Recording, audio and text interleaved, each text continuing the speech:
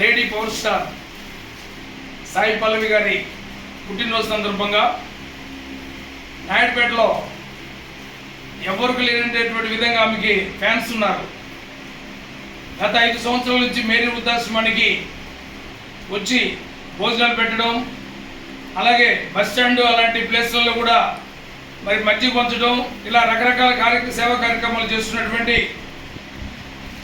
జయప్రకాష్, దిలీప్, వెంకీ, వంశీ, భాను, వంశీ, ప్రసాద్ వీళ్ళందరూ కలిసి కూడా ఎంతో చక్కగా సాయి పల్లవి గారి జన్మదినాన్ని చక్కగా నాయుడుపేటలో జరుపుతున్నారు.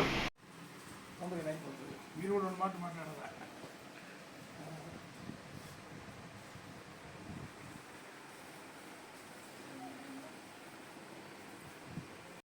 ఆడ నుంచి ఆ లాస్ట్ నుంచి